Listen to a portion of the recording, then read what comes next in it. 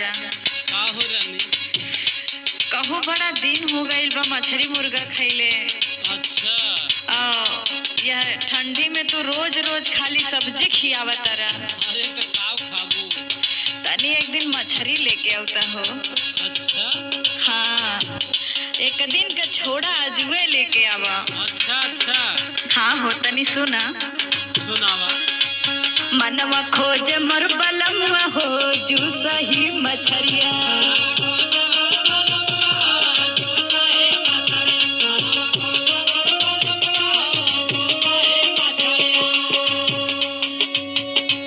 भावे नाही तानी को भटा के तार करिया। मनवा खोज मर बलमवा हो जू सही मछरिया।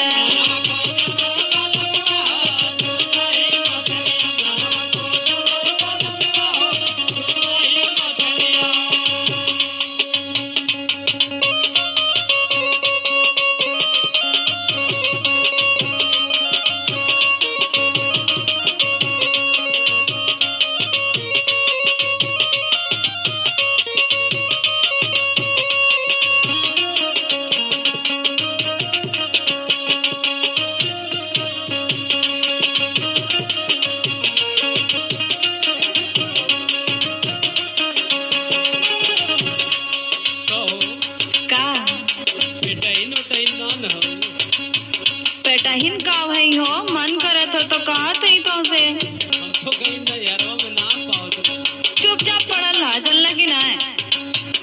और सुना। सुनावा। से धरी न मिलता रोहुए लिया बता।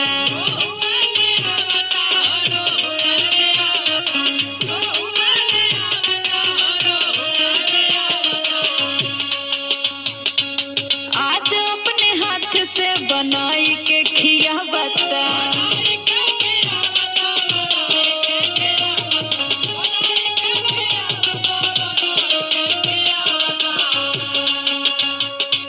से धरी न मिलता रोहुए लिया बता। आज अपने हाथ से बनाई के खिया बता।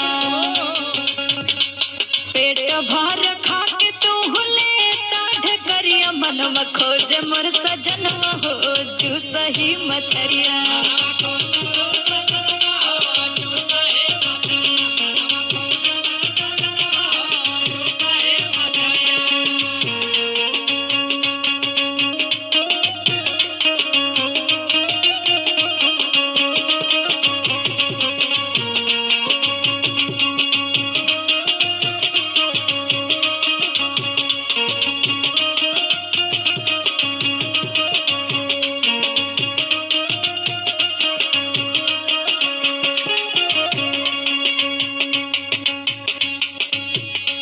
लोढ़ा से पीस देती पिसुआ